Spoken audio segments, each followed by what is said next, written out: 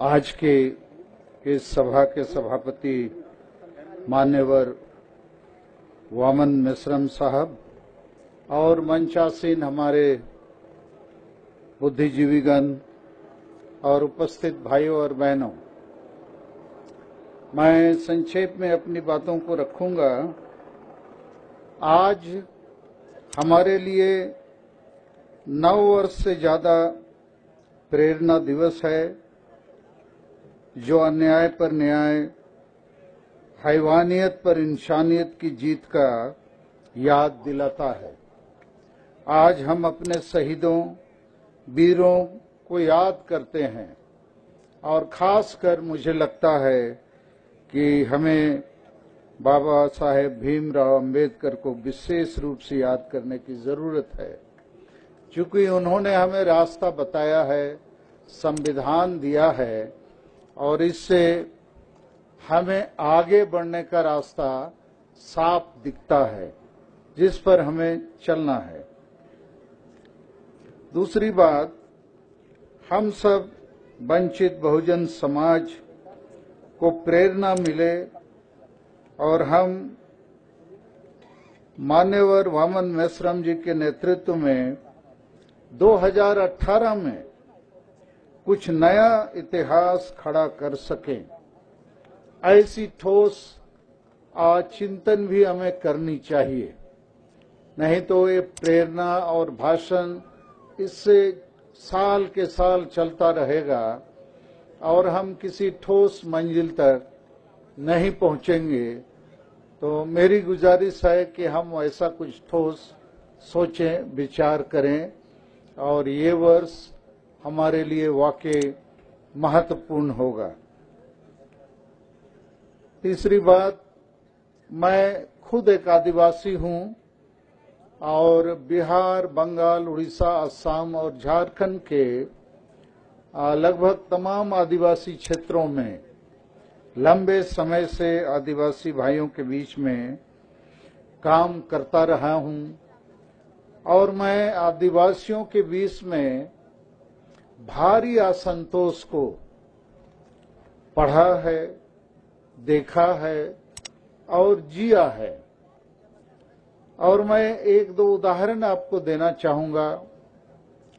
आज ही की तारीख में 1948 साल में खरसवां, झारखंड प्रदेश में एक जगह है जहां जालियनवाला बाग से भी बड़ा विभत्स हत्या आदिवासियों के साथ की गई थी। करीब 50,000 आदिवासी एक जगह जमा हुए थे अपने अधिकारों के लिए, और उनको उड़ीसा के जो ऊंची जाति के शासक थे, अंग्रेजों को मिसगाइड करके दनादन गोली मारा और कई हजार लोग मारे गए। और आज वहां भी एक बड़ी श्रद्धांजलि सभा का आयोजन होता है। इसी प्रकार 2 जनवरी 2006 साल को कालिंग नगर, जो उड़ीसा के कटक के पास है, वहां आदिवासियों की जमीन को छीनने के लिए उड़ीसा पुलिस और प्रशासन ने निहत थे आदिवासियों को उनके घरों पर जाकर धड़ाधड़ गोली से मारा और कई लोग मारे गए और उनका किसी का हाथ काटा, पैर काटा, स्तन तक काटा, और इस पर अब तक कुछ भी न्याय नहीं हुआ, जांच नहीं हुई। उसी प्रकार 24 नवंबर 2007 को आसाम की राजधानी गुवाहाटी के पास आदिवासी भाई जो आसाम में चाय बागान में काम करते हैं, अभी तक उनको शेड्यूल ट्राइब का दर्जा प्राप्त नहीं है और वो करीब 80 लाख होंगे। उन्होंने अपनी उस दर्जा की प्राप्ति के लिए आसाम के राजधानी में एक जुलूस निकाला।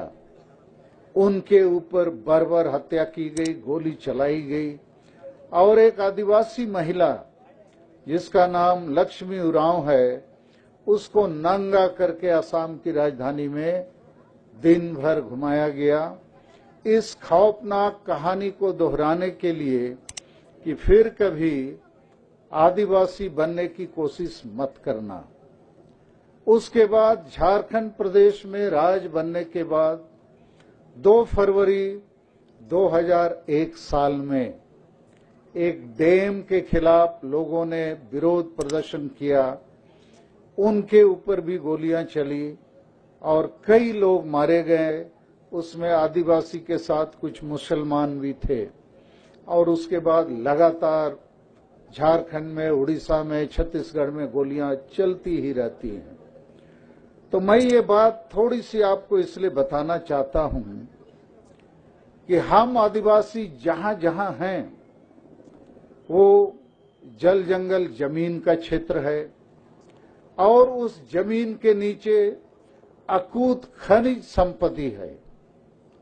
सोना, चांदी, लोहा, कोयला, अवरक, यूरेनियम और अब पूरे दुनिया भर के पूंजीपति जो मल्टीनेशनल कंपनीज हैं, भारत के भी जो बड़े बड़े उद्योगपति और पूंजीपति हैं, उस खनिज को लूटना चाहते हैं, बल्कि लूट रहे हैं। और इस अवस्था में हम आदिवासी मजबूर हैं, क्योंकि वो इतनी बड़ी संपदा है, उसको लूटने के लिए। और भाजपा, आरएसएस की सरकार, बल्कि कांग्रेस की सरकार भी और सभी सरकारें उसको लूटने में उन्हें मदद देती है। और इस अवस्था में लगभग सभी जगहों पर हम आदिवासी अभी विस्थापन, पलायन के लिए मजबूर हैं।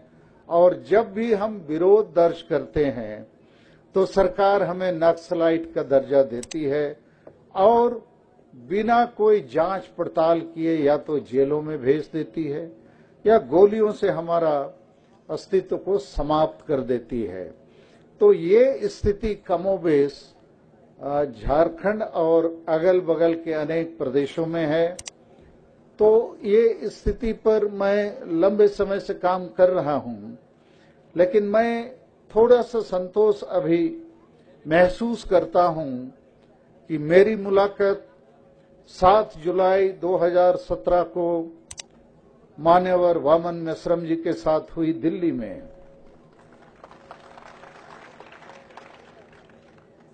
और इनसे मिलने के बाद मुझे लगा एक व्यक्ति पूरे देश में, ये जो वंचित बहुजन समाज है, उसके लिए दिल से और दिमाग से कोशिश कर रहे हैं। और ऐसी कोशिश के बगैर अभी इस समय भारत देश में आदिवासियों का बचना मुश्किल है। इसलिए मुश्किल है कि भारत के संविधान में बाबा साहब अम्बेडकर ने बहुत सारी चीजें हमें दी है, लेकिन अभी तक हम आदिवासियों को ना भाषा की मान्यता है, ना धर्म की मान्यता है, ना संविधान में जो प्रावधान हैं, जैसे 5वीं और 6वीं अनुसूची, CNT SPT कानून, पेशा एक्ट, फॉरेस्ट राइट एक्ट, समता जजमेंट और बहुत कुछ। केवल एक उदाहरण मैं आपको देना चाहता हूं कि हम आदिवासियों के साथ इस देश में संविधान के रहने के बावजूद, संविधान में हमारी सुरक्षा और प्रगति के लिए जो प्रावधान है, उसके बावजूद कितना बड़ा झूठ, कितना बड़ा अन्याय हमारे साथ हो रहा है। हमें खुद ये जानकर तज्जुब होता है, और आप में से बहुत लोगों को शायद इसकी जानकारी नहीं हो, आप तज्जुब करेंगे। वो प्रावधान ये है कि 5वीं अनुसूची के तहत इस समय भारत में 10 राज्य आते हैं, जहां ट्राइबल एडवाइजरी काउंसिल भी है। और उन राज्यों में भारत के पार्लियामेंट से पारित कोई भी कानून या उन राज्यों के विधानसभा से पारित कोई भी कानून यदि आदिवासी हितों के खिलाफ है तो वो लागू नहीं हो सकती है, और उसको लागू नहीं करने का पावर ट्राइबल एडवाइजरी काउंसिल और राज्यपाल को है। और राष्ट्रपति को है।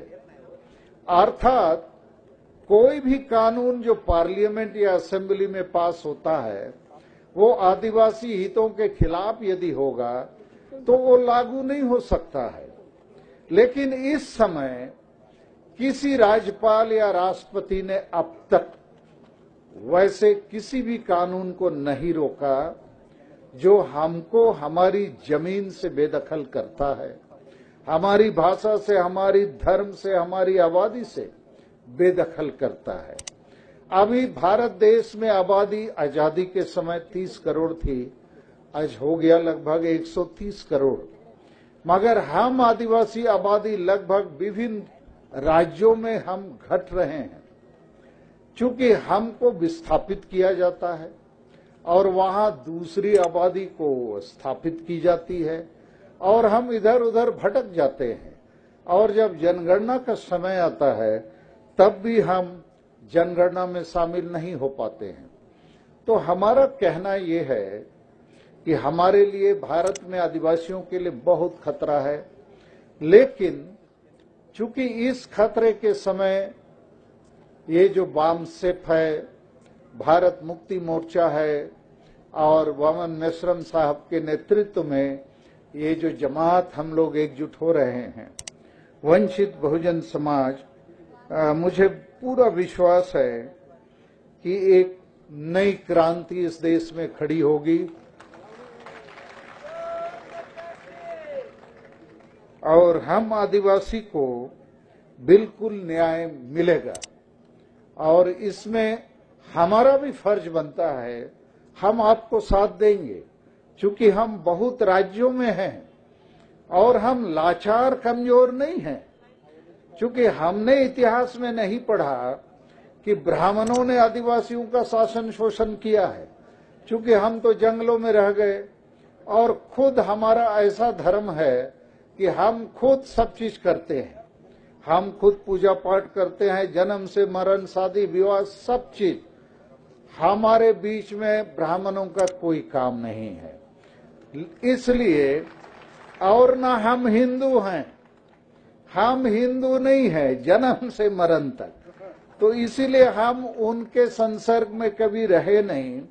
तो कभी कभी हमारे लिए थोड़ा ये जो चर्चा होने लगती है, ब्राह्मणों को भगाओ, ब्राह्मणों को मारो, ये बात सही है कि ये पूरे सिस्टम में इन्होंने दखल करके ये जो भारत का संविधान है इसको पंगु बना दिया है।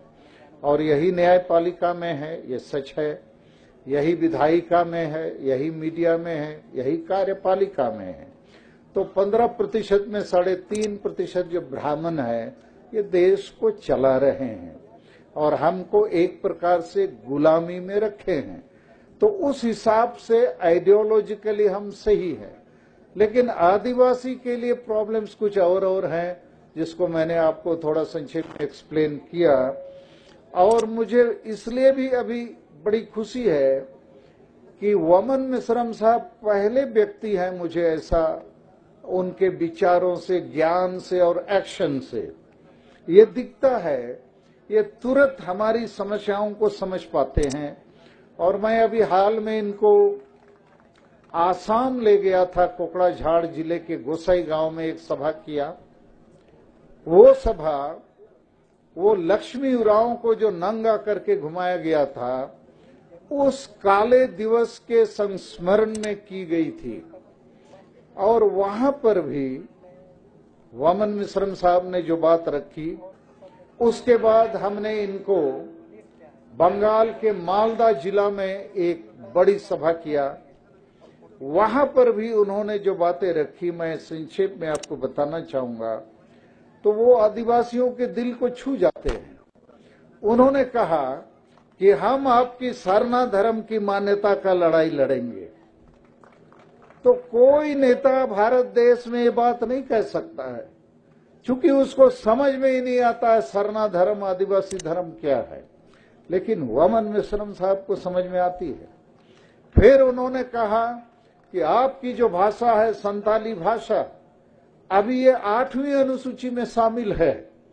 मैं 2 बार भारत के संसद में मेंबर रहा हूं, लोकसभा में, और बड़ी कोशिश करके सबसे बड़ी आदिवासी भाषा संताली को हमने 8 शेड्यूल में अर्थात हिंदी, बांग्ला, उड़िया, तेलुगु, तमिल की तरह मान्यता दिलाया, इस उम्मीद के साथ कि हमारे बच्चे भी अपनी मातृभाषा में पढ़ेंगे तो कोई ड्रॉप आउट नहीं होगा, कोई फेल नहीं होगा, सब बच्चे फर्स्ट डिवीजन से पास करेंगे और जब हम शिक्षा में अव्वल होंगे तो विकास के क्षेत्र में भी हम आगे बढ़ सकते हैं।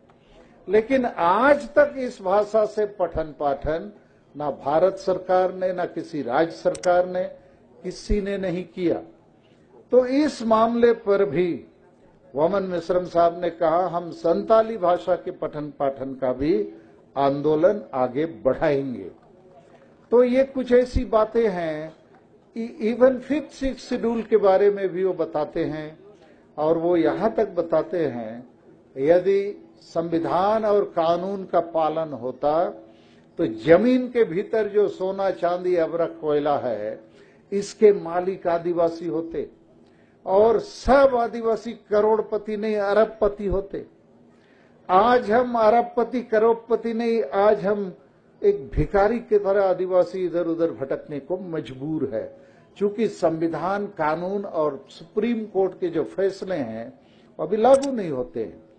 तो मैं ये बात इसलिए आपको रेफर कर रहा हूं कि आदिवासी अकेले नहीं लड़ सकता इस लड़ाई को, और ये अच्छा समय आया है कि हम मिलकर एक बड़ी लड़ाई लड़ें और भारत देश में जो हम वंचित बहुजन समाज हैं, न्याय के लिए, आजादी के लिए एक बड़ी क्रांति जो इंसानियत का है, इसको हम सफल बना सकें। अंतिम बात मैं कह के अपनी बात समाप्त करूंगा। अभी हम लोग झारखंड में एक नया सपना देखना शुरू किए हैं। झारखंड प्रदेश का गठन बिरसा मुंडा के जन्मदिन 15 नवंबर 2000 को हुआ और ये प्रदेश भारत देश में आदिवासियों का प्रदेश है, आदिवासियों के लिए बनाई गई। क्योंकि लंबे समय से आदिवासी अंग्रेजों के खिलाफ भी लड़ते रहे उसी जल जंगल जमीन के लिए, और इनके लिए इन लड़ाइयों के माध्यम से कानून बने। संविधान में भी अंग्रेजों ने उन प्रावधानों को रखा और बाबा साहब अम्बेडकर ने उसको मुहर मारा कि आदिवासियों को उनका हक मिले, और बल्कि झारखंड और आदिवासी संग्राम और विद्रोहों के कारण से भारत देश में नॉर्थ ईस्ट के आदिवासियों के लिए भी मूलभूत कुछ संवैधानिक प्रावधान रखे गए। तो झारखंड बनने के बाद हमारा दुर्भाग्य ये है कि 14 वर्षों तक आदिवासी ही मुख्यमंत्री रहे और आदिवासी ही विरोधी दल के नेता भी, और वो जो हमारे अपने आदिवासी, और उसमें सबसे ज्यादा आदिवासी का ही एमएलए सीट और एमपी सीट रिजर्व है, उसके बावजूद हमारे आदिवासी नेताओं ने, मंत्री और मुख्यमंत्रियों ने जो 5 मूलभूत मुद्दे हैं, जमीन बचाने का मुद्दा, नौकरी बचाने का मुद्दा, विस्थापन पलायन को रोकने का मुद्दा, पंचायतों और ग्राम सभाओं को पैसा और पावर देने का मुद्दा, और आदिवासी भाषा, संस्कृति और सरना धर्म की मान्यता का मुद्दा, इस पर कुछ काम नहीं किया, बल्कि बड़े बड़े पूंजीपति और उद्योगपतियों के दलाल बनकर हमारी सरकारों ने हमारे ऊपर गोलियां चलाई, विस्थापन पलायन लाने वाली बड़ी बड़ी कंपनियों को स्थापित किया और जमीन को लूटने के लिए अभी भूमि बैंक का भी गठन किया है। और अभी अभी जो बीजेपी और आरएसएस की सरकार है, उन्होंने 2 कानून पास किए। एक कानून भूमि अधिग्रहण कानून है 2017 और दूसरा कानून है धर्मांतरण कानून 2017। इन दोनों कानून का एक ही मकसद है कि आदिवासियों को उनकी जमीन लूट लो, क्योंकि जमीन ही हमारा जीवन है, लाइफ लाइन है, और उस जमीन के नीचे खनिज संपदा है। अब हम बड़ी मुसीबत में खड़े हैं। और दूसरा कानून जो धर्मांतरण का है, उसका एक ही उद्देश्य है कि सभी आदिवासी, चूंकि अधिकांश सरना धर्म अर्थात हम प्रकृति को पूजने वाले लोग हैं, इसके धर्म को खत्म करो और सबको मजबूरन हिंदू बनाओ। और इस धर्मांतरण कानून के माध्यम से सरकार मुसलमान और ईसाइयों को डराना चाहती है कि कोई आदिवासी मुसलमान और ईसाई ना बने, बल्कि उनके दरवाजों को बंद करा दो और हिंदू धर्म के दरवाजे को चौड़ा कर दो, बड़ा बना दो और आदिवासियों को ढकेल ढकेल के डंडा मार मार के हिंदू बनाओ।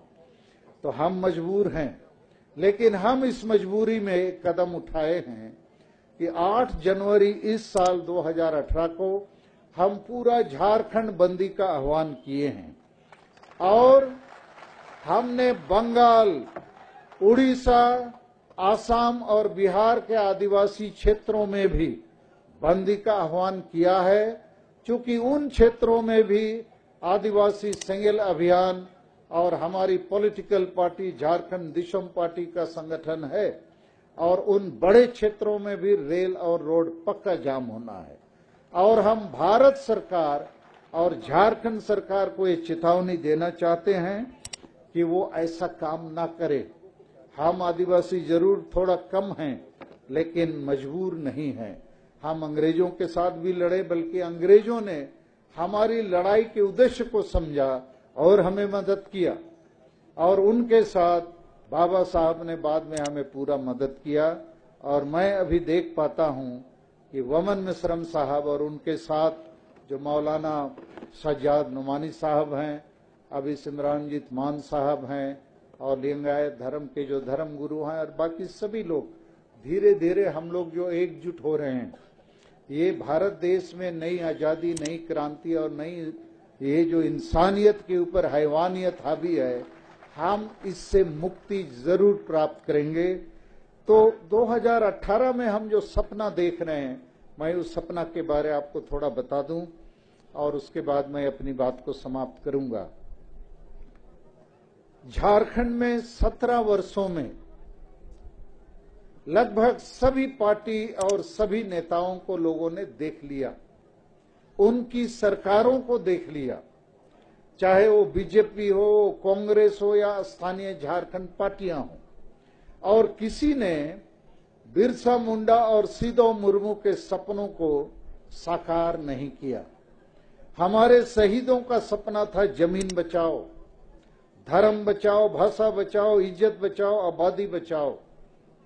और लोगों की उम्मीदें थी कि नए राज्य में शिक्षा, स्वास्थ्य, रोजगार, कृषि और वनों को समृद्ध करने वाली विकास के मॉडल को लाया जाएगा और हमें विस्थापन पलायन लाने वाली मॉडल को थोड़े देर के लिए पीछे रखा जाएगा।